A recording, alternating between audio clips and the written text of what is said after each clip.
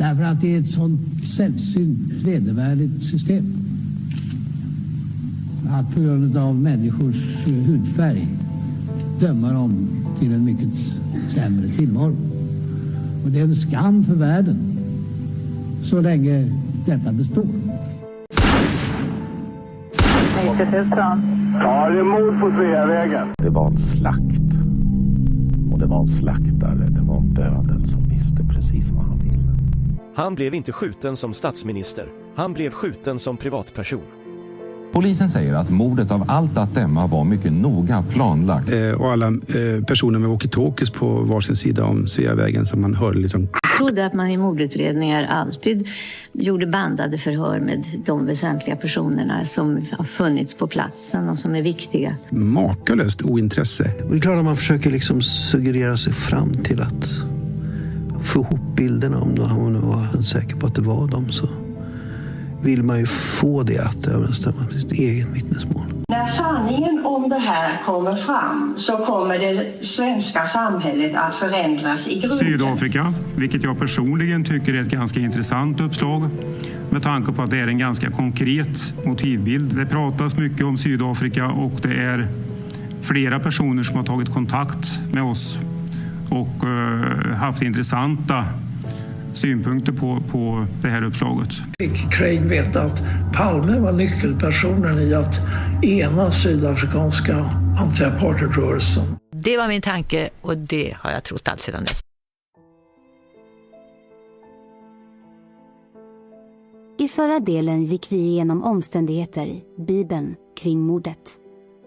Boken Inuti labyrinten av bröderna Purtiainen. Vi försökte samla in uppgifter från artiklar och olika utsagor för att försöka sätta in boken i sin kontext. Vi fick reda på att det var i samband med forumprogrammet på Statstelevisionen när de fick höra talas om LAC-banden och såg Magdalena Rodelius prata om det, som de blev intresserade av att ta del av dessa uppgifter. De fick tag i material och började gräva i omständigheterna. Men det var först 88 som de kom i kontakt med. Varför ska man ha en dator hemma? Sociojournalisten Herbert Söderström. Herbert som enligt uppgift uppmanade bröderna att skriva en bok och att pengar var inget problem. Vi kunde även lyfta fram hur bröderna delade Palmes politiska åsikter och att andra personer som omgav boken är uppenbara mörkläggare kring mordet. Vi fick även reda på att de stressade på slutet för att boken skulle bli klar innan den tredje kommissionen skulle arbeta, så att deras bok skulle bli ett diskussionsunderlag med frågor som de skulle kunna arbeta med. Trots det släpptes alltså boken redan på våren 95, men försvann nästan lika fort innan just Kjell-Olof Fält läste den över sommaren och sedan skrev en DN-artikel om intressanta uppgifter och utestående frågor om myndigheters agerande som behövde synas närmare. Det finns alltså en mycket intressant tidsaxel kring boken, som man kan försöka dra intressanta slutsatser kring, eftersom effekterna senare orsakade en hel del massmedial uppmärksamhet. Rent konkret var det dock en helt ny uppgift som räknades fram i boken, när det gällde tiden för larmet. En slutsats som låg mellan den officiella och poliskommissarie Söderströms tid. Något som oavkortat har utnyttjats av mörkläggare under så många år, för att förminska och vifta bort Söderströms helt korrekta tid. Detta kommer vi absolut inte släppa, då brödernas slutsatser i denna kontext är både märkliga och därmed potentiellt avslöjande. Så i denna del kommer vi att fortsätta att fördjupa oss i bröderna Purtiainens bok Inuti labyrinten. Förutom själva boken, som får ses som en ordentligt stor utsaga, finns det många tidningsartiklar som beskriver förloppet runt 1995 när boken presenterades. Det finns även många klipp från media, där bröderna har uttalat sig. Allt för att kunna bilda oss en ordentlig uppfattning om boken, dess mycket detaljerade men anmärkningsvärt smala innehåll, men också, som vi tog upp i förra avsnittet, bokens kontext. Oavsett allt detta, så är det absolut mest värdefulla att höra någon av bröderna berätta med egna ord om boken. Här måste vi, för saklighetens skull, i alla fall ge en eloge till podden Palmemordet, som gjorde flera program med Kari 2018, där han fick berätta mycket om vad som hänt genom åren. Ur flera aspekter utifrån ett utredningsmässigt perspektiv är dessa avsnitt fantastiska. Det är uppenbart att Kari själv hade mycket att berätta, så att kalla dessa avsnitt för intervjuer är kanske lite magstarkt. Men att det skedde 2018 har verkligen sin viktiga och avslöjande intressanta tidslinje, även det, vilket vi kommer att fördjupa oss kring i detta avsnitt. Men framförallt får vi i avsnitten en otrolig möjlighet att faktiskt tillförlitlighetsvärdera uppgifterna som bröderna lämnat tidigare och även en hel del omgivande kontext till vissa mycket viktiga uppgifter.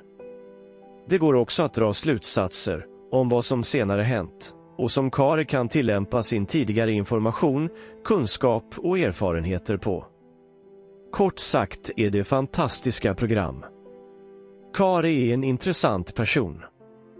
Så jag hoppas verkligen inte att någon tror att bara för att man kritiskt granskar boken, författarna, arbetet som bröderna lagt ner, förtar något som helst omkring det otroligt värdefulla i alla detaljer och viktiga uppgifter och detaljer som boken bidrar med. Utan innehållet i boken skulle utredningen som ligger till grund för många av alla avslöjanden på denna kanal inte finnas. Därför är det fortfarande med stor respekt som vi kommer att redovisa vad som möjligen gick fel, eftersom vi numera vet vad som faktiskt har hänt. Det är verkligen i de rimliga förklaringsanalyserna som vi bättre kan lära oss, även vad andra gör för misstag. Poddavsnitten från 2018 spänner alltså över 4 avsnitt, som också innehåller en del lyssnarfrågor.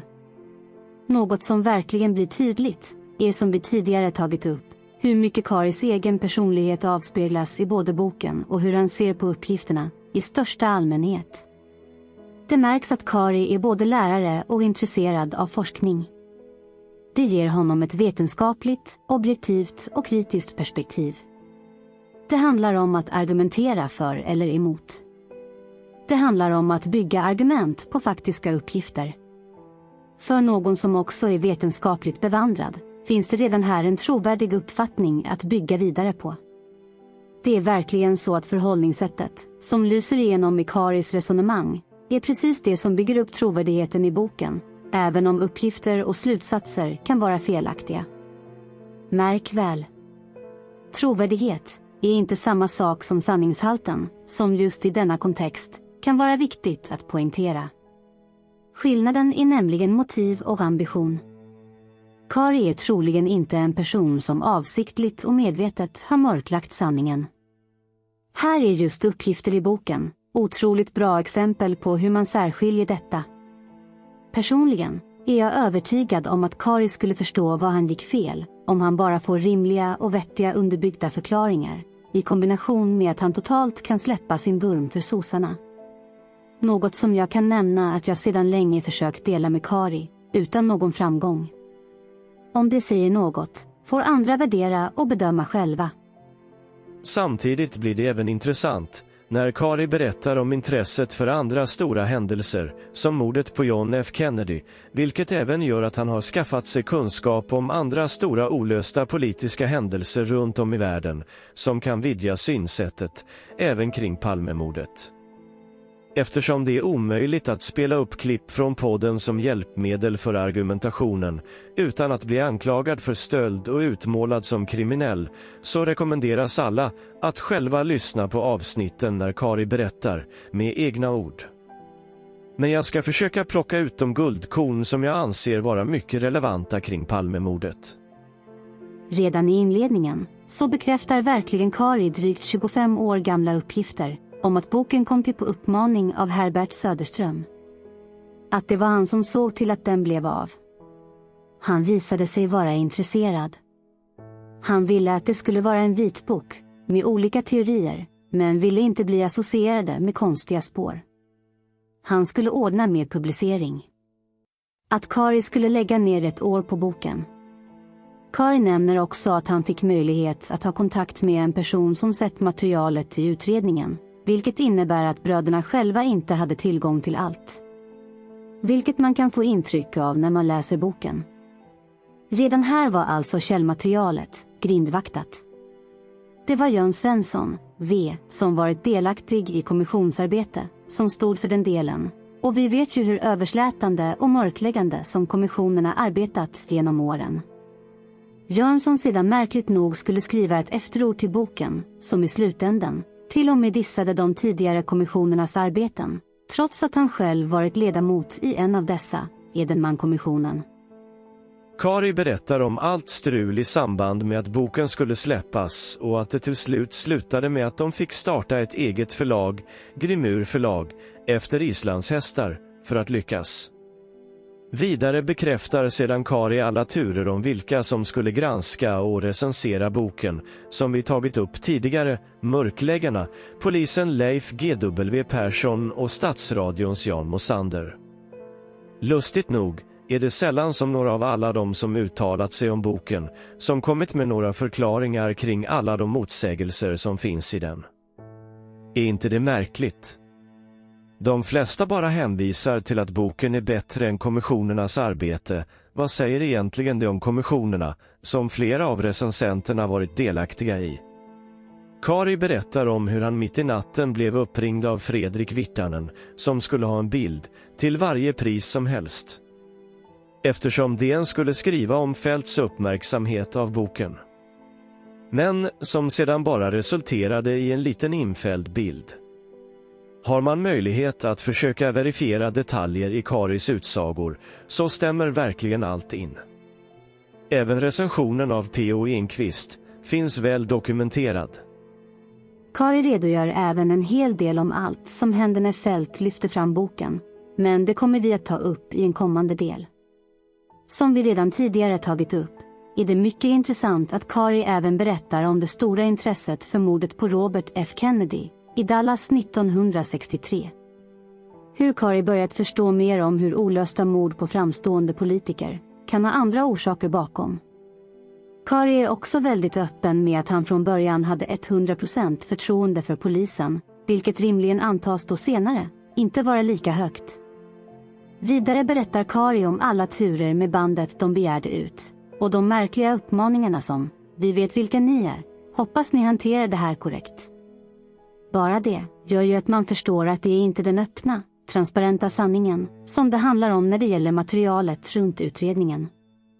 Om vidare analyser av bandet och de fantastiska detaljerna om hur Maurizio Vigil kunde hitta fel på fröken Ur som inte stämde med uppgifterna som lämnades. Hur ett originalband helt plötsligt hittades igen med nya samtal som de tidigare inte haft tillgång till. Ett band som sedan skickades till SKL. Men det är även här vi får information om vad för slutsatser vi kan dra, om vad som kan ha påverkat bröderna i fel riktning. Kari berättar om vilket förtroende som Vigil hade för personen på SKL, vilket även gjorde att Kari trodde på det. Det var mer eller mindre dessa uppgifter som sedan låg till grund för att bröderna räknade ut en egen tid för när larmet gick ut. Här måste verkligen Kari utmana sig själv i att värdera och väga uppgifterna mot varandra. Vi har svenska myndigheter som tidigare har ljugit om band finns eller inte. Vi har så motsägelsefulla uppgifter om tider i största allmänhet. Varför litar då bröderna på SKLs analys av band och tider för larm när det samtidigt finns en uppgift från Gösta Söderström som han är helt säker på och aldrig backade ifrån? Det pinsamma i det hela, även om det är ärligt att uppge själv, är att de till och med uppmanade Gösta att tona ner sin tid för att skydda honom. För detta felaktiga behöver verkligen bröderna ge Gösta en retroaktiv upprättelse idag. Det är just i denna diskussion om tider som Kari gör bort sig när han blir ifrågasatt med kollegan Vindens tidsuppgift. Visst viftar Kari bort detta med att det kan ha varit Göstas analoga klocka som han sett 5 minuter fel på och därför skrivit ner fel tid, men det förklarar inte hur Vinden som efter att bara kört fram till korsningen Kungsgatan och Sveavägen och en liten bit till kan notera 11:30 när han skriver ner tiden från sin digitala klocka och att det skulle ha tagit 5 minuter. Kari selekterar alltså bort dessa uppgifter som visar att han gör ett grovt fel. Det finns som sagt många andra tidsuppgifter som faktiskt också faller på plats, om man utgår ifrån att Göstas tid är korrekt, Men den troliga och rimliga förklaringen berodde alltså på att de litade på SKL. En annan svensk Palmemordsmörkläggande myndighet. Kari nämner även Inga-Britt Ahlenius i samband med tiderna, som säger att några minuter försenat, det gör inget. Senare i avsnitten återkommer Inga-Britt igen i sammanhanget när Kari berättar att de inte ville lösa mordet utan att de bara vill lyfta fram konstigheterna till kommissionen. När Inga-Britt svarar, det fattar ni väl att kommissionen inte kan dra sådana slutsatser. För då kommer politikerna att genast tillsätta en ny utredning för att få svar på frågorna. Kommissionens uppgift är att lugna allmänheten.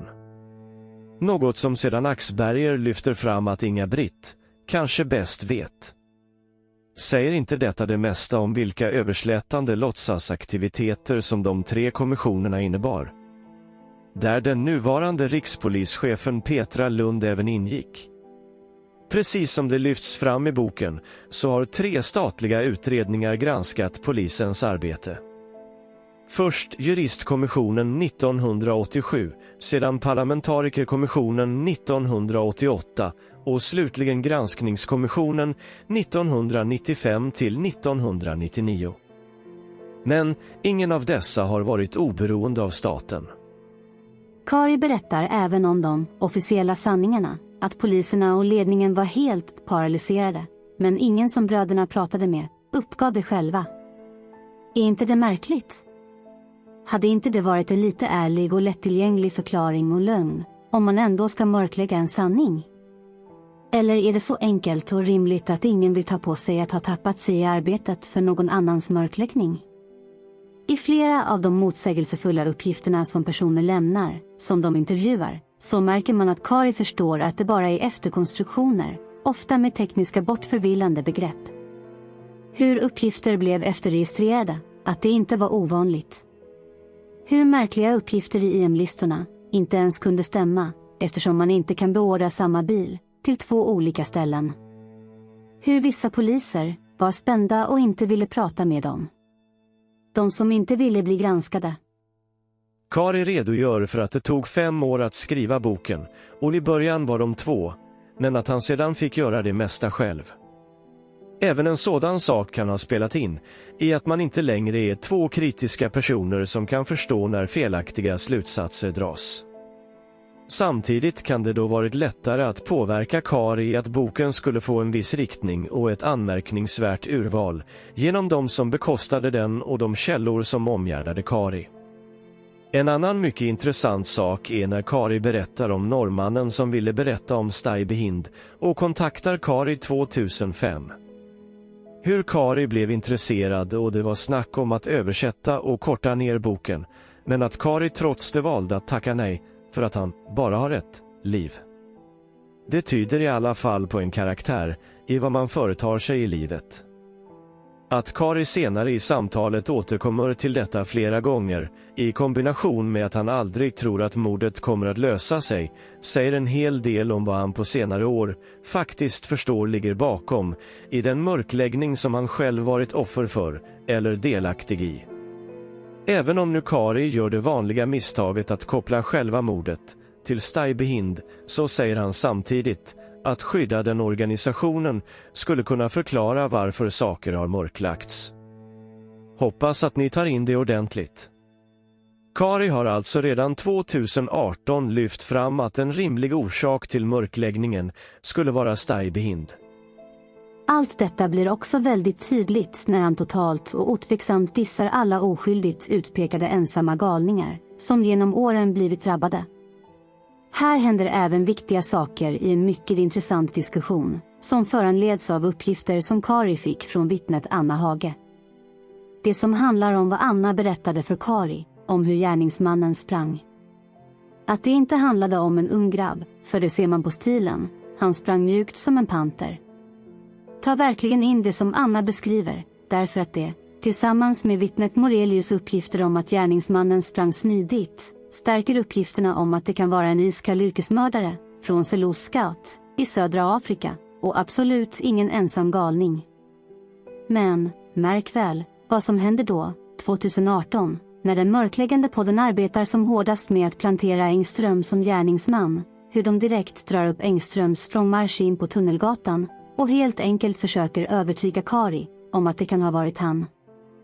Ta verkligen in hur podden försöker flytta fokus till något helt annat än att bara ta in sakliga och konkreta uppgifter som en person redovisar, som kommer från den första hjälpande handen efter skotten.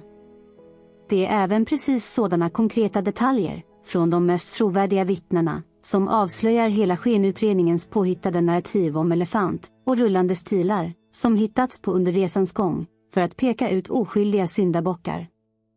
Fundera verkligen själv på vilka av Walter Kirisits, Viktor Gunnarsson, Christer Pettersson, Stig Engström och nu Christer A. som springer mjukt som en panter.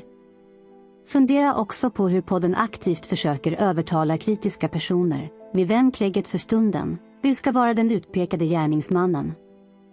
Även redogörelserna från Anna Hage och Karin Johansson om att ambulansen max var där i 1 minut, jämfört med den officiella sanningen som handlade om 3 till 4 minuter, är något som jag litar blint på när dessa 2 unga damer har visat på stor trovärdighet och integritet tidigare. Det är också här man måste ifrågasätta Kari i sin uppgiftssökande kontext. När Kari i sin kontakt med Karin, Maja-Lena Rådelius eller Sven Aner helt förbisett uppgiften om att Karin uppgivit att det tog mellan 7 till 10 minuter innan polisen kom till platsen. Det är verkligen här man måste få vara kritisk till brödernas skygglappar när det kommer till Göstas tider om larmet. Speciellt som bröderna relaterar till många andra uppgifter från just de personer som mycket tidigt har uppgivit de verkliga tiderna. Som vi tidigare varit inne på gäller det att försöka förstå vad en person rimligen vet och inte vet för att förstå ett bakomliggande motiv eller uppsåt. Som det står i tidningen Arbetet redan från den 18 december 87. Karin Johansson. Jag är absolut säker på att det tog mellan 7 och 10 minuter innan första polisbilen kom. Söderström får rätt om tidsuppgifterna. Vi läser konkreta och tydliga uppgifter från Karin själv via en mycket trovärdig källa, reporter Maja-Lena Rådelius, som även var inblandad i de märkliga historierna om försvunna och sedan återfunna LAC-band som väckte bröderna Puutiainens intresse. Jag är absolut säker på att det dröjde 7 till 10 minuter innan första polisbilen kom. Karin Johansson säger så här till Arbetet: vad det gäller hur länge det dröjde innan polisen kom så har jag en mycket bestämd uppfattning. I polisförhören har jag vidhållit att det var ungefär 11:20 som vi kom till platsen. Och sedan dröjde det faktiskt mellan 7 och 10 minuter innan första polisbilen kom. Hur kan du vara så säker på det? Jag är alldeles säker på att det hann gå omkring 10 minuter. Det dröjde väldigt länge. Men du förstår väl att man gärna upplever en kort tid som en evighet i en sådan situation. Jag var, trots situationen, helt kapabel att tänka klart. Jag är helt säker på att det gick mellan 7 och 10 minuter. Det var samma sak i polisförhören sedan. De försökte få mig att gå med på en massa dumheter, som att konserthuset låg på en annan sida och jag vet inte allt. Till slut sa jag åt dem, sluta nu. Men jag förstår ju om de vill testa. Om jag var ett bra vittne. Vi har alltså konkreta och tvärsäkra sakliga uppgifter från ett trovärdigt och tillförlitligt vittne. Ett vittne som också i samband med uppgiften blir upplyst och påmind om att tidsuppfattningen kan påverkas med en väldigt ifrågasättande och ledande fråga. Trots detta står Karin på sig med en korrekt uppfattad och rimlig förklaring om att hon förstår att det är situationen som kan påverka tidsuppfattningen, men att hon var klar, som är fokuserad och medveten. Karin återupprepar sedan tidsuppgiften som visar att hon inte tänker låta sig påverkas av ifrågasättandet. Vilket är precis vad Karin sedan själv fyller på med. Om att det var det som hände i polisförhören. Alltså ett mycket tydligt orsakssamband i en tankegång för nästa tanke och förklaring som kommer från Karin. Ett vittne som påminns om och då också avslöjar att även polisen försökte flytta på konserthuset och andra saker. Så mycket Att vittnet fick be dem sluta. Är det tydliga tecken på en verklig brottsutredande polisutredning? Om de ville testa? Nej, det är uppenbart uppgifter om en mörkläggande Palmeskenutredning som smutsigt försöker påverka vittnen. Testa vittnen är absolut inte polisens uppgift. Det handlar om att samla så mycket sakliga och detaljerade uppgifter som möjligt i ett utredande syfte för att sedan analysera om det finns motsägelser, brister att utreda vidare kring. Avsiktlig och medveten vittnespåverkan hör till kategorin rena rättsövergrepp. Hoppas verkligen att ni tar till er av hur man i sakliga och konkreta förhör eller frågeställningar kan analysera och förstå hur formuleringar, frågor, svaren, tankemönster, orsakssamband, flödet, betoning, nästa fråga, nästa svar, efterföljande tanke säger otroligt mycket mer om detaljer, personer, vad de tänker, hur de tidigare blivit behandlade, känner. Som är otroligt värdefullt om man har rätt kunskap att förstå, bedöma, värdera personer, saker, händelser i sin fulla kontext. Karin är nämligen en fantastiskt rakryggad, rimligt resonerande, trovärdig och tillförlitlig källa, som var en av de absolut första framme vid mordplatsen på mordkvällen för snart 40 år sedan. Hon var också kompis med rakryggade Anna Hage, med sitt rättspatos. Anna Hage som efter 30 år av tystnad vågade lyfta fram hur hon har blivit behandlad under alla år av en hotfull militärklädd person, polis och Säpo-personal som uppsökte henne i tid och otid och ställde märkliga frågor om varandra, men samtidigt inga vettiga och rimliga frågor till Anna, som hade med mordet att göra.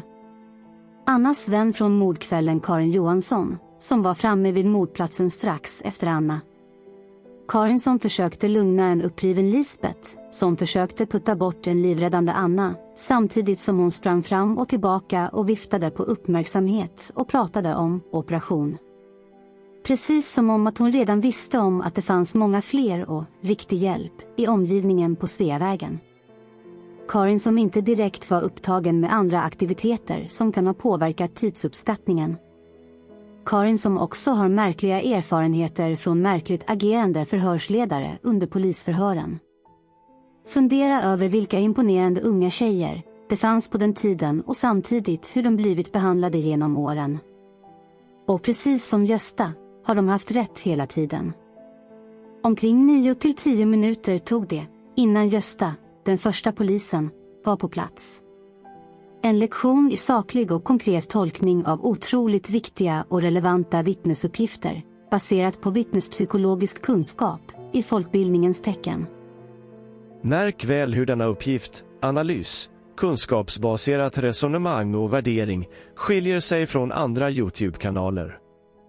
Inget uppläxande svammel, inga självsäkra vidlyftande gissningar, inga trångsynta spekulationer, inga sjukligt subjektiva begränsade antaganden, inget inhamrande överdrivet uppläxande om ett tvärsäkert polisspår, inget vilset och stillastående harvande i maskade och irrelevanta mörkläggande förhörsprotokoll.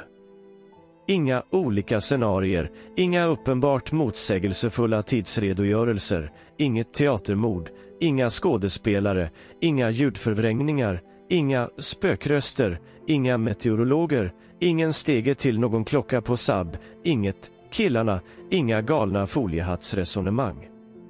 Men framför allt, uppenbara belägg för en mörkläggande Palmeskenutredning som i decennier har pekat ut olika ensamma galna gärningsmän. Precis som nu sker ännu en gång med den borttappade, ensamma galna svenska gärningsmannen Christer A, som alla okritiska just nu hjärntvättas hårt med. När vi har en rakryggad ung kvinnas tvärsäkra, konkreta och sakligt rapporterade och testade uppgift från 1987. Så enkelt är det. Så enkelt har det varit länge. Men framför allt, så enkelt borde det ha varit även för bröderna Poetianen i sin bok. Som verkligen var delaktiga i samtal med precis de personerna som uppgifterna kommer ifrån. huruvida bröderna verkligen avsiktligt lagt konkreta uppgifter från 2 olika mycket trovärdiga källor åt sidan för att istället lita på SKL, eller om de har duperats under vägen för att blanda bort korten ännu mer runt utredningen, kan bara bröderna själva svara på. Här redogör vi för faktiska uppgifter och om de borde ha varit tillgängliga för bröderna och vad som borde ha lett dem in på Göstas tider för länge sedan. Ur den aspekten, med tanke på kontakterna bröderna haft, så har jag mycket svårt att förstå den nya tiden de försöker trycka fram. Här skulle jag, om jag fick möjlighet att fråga ut bröderna, aldrig acceptera annat än en mycket rimlig förklaring på hur de resonerade, baserat på vad de då visste. Om de stod för ett vägval, mellan olika tidsuppgifter och vad det var som fick dem att välja fel väg, men kanske också höra hur de ser på uppgifterna, med redogörelsen vi lyft fram på denna kanal, som förklaring bakom mörkläggningen.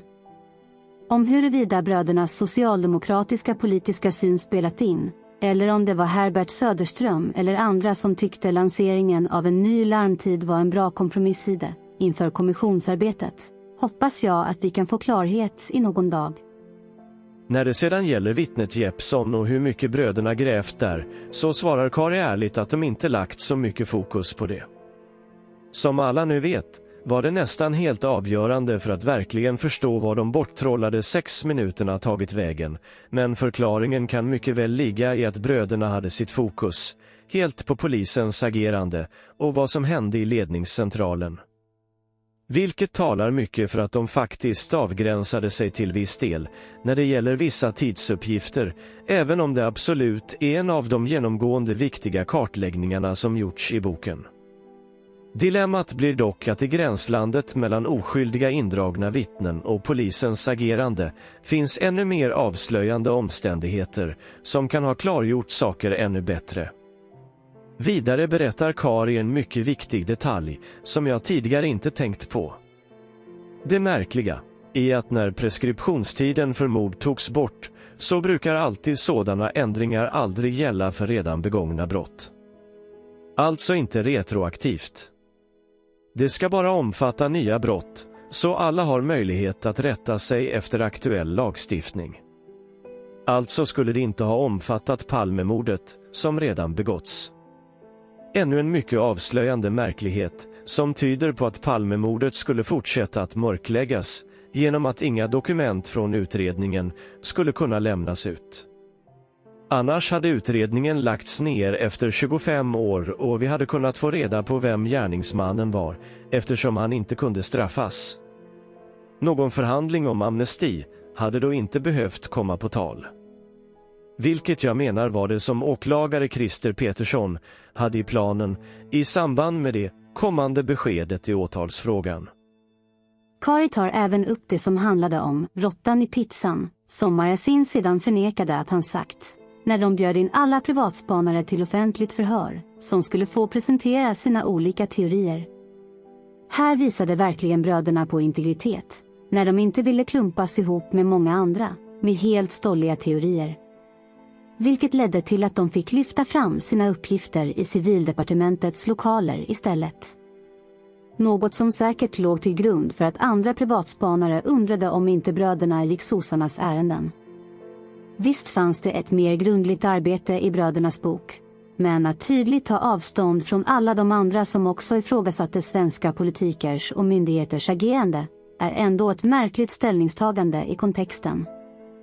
Många andra viktiga detaljer kommer också fram när Kari berättar om hur irriterade som Ölvebro och andra poliser var för att bara behöva svara på frågor, något som oskyldiga inte borde ha något problem med att göra, om nu kritiken mot utredningen varit så stor genom åren. Hur meddelanden först diarieförs i samband med påtryckningar. Hur svaren är skickligt undvikande med svar om eventuella minnesbilder, men som kan vara fel. Många viktiga redogörelser om Christer Pettersson-rättegången och alla märkliga turer med Lisbeth och de förhör som Holmér haft med Lisbeth som han vägrade lämna till åklagaren KG Svensson som var satt att leda utredningen. Bara där måste man verkligen ifrågasätta hela agerandet och inte så enkelt vifta bort det med en personlig konflikt mellan personerna. Det handlar om tydliga roller i ett utredningsarbete som inte alls går att vifta bort, oavsett hur det fungerar. Avslöjande är ju att det som åklagaren KG Svensson ville göra i utredningsarbetet är både relevant och rimligt. Vilket då bara avslöjar att det var Holmér som inte ville att en hederlig åklagare skulle ha möjlighet att påverka mörkläggningen. Mycket riktigt så är Kari övertygad om att Lisbeth aldrig såg mördarens ansikte, vilket vittnar om att Kari i mångt och mycket har litat på ett sunt förnuft i utredningsarbete. Men Kari bjuder också på en mycket viktig reflektion om vad som faktiskt hände i media i samband med rättegångarna. Hur Christer Pettersson redan blev dömd på förhand i tidningar, samtidigt som Christers försvarsadvokater blev belagda med yppande förbud. Det var verkligen en riktigt smutsig mediacirkus som Klegget bidrog med, i samband med det värsta tragiska svenska avsiktliga och medvetna rättsövergreppet i modern tid. En annan viktig reflektion är just att de viktiga detaljer som Kari lyfter fram är just de som har avgjort vilket händelseförloppet som skedde på mordkvällen. Kari nämner uppgifter från Birgitta Brolund, som till och med för juristkommissionen nämner den patrull som var först på plats. Det är precis det som förklarar varför den privata bilen, polisen Djurfält med bubblan, satt på Sveavägen i samband med mötet och skotten, och att det var den som behövde återställas uppe på åsen innan larmet kunde gå ut. Kari förstår verkligen att det finns något där, och jag menar att i flera uppgifter så var bröderna verkligen nära att nysta upp det verkliga händelseförloppet, om de bara hade rätt kunskap att tolka och värdera vittnesutsagorna på rätt sätt. Något frustrerande är det faktiskt, då vi hade kunnat haft sanningen framme redan under 90-talet. Det får helt enkelt bli den tanken vi lämnar er med för denna gång. Hur brödernas otroliga kartläggning av alla uppgifter om poliser, larmsamtal och alla motsägelser ändå innehåller så mycket viktiga detaljer som vi långt senare kan ha otrolig nytta av.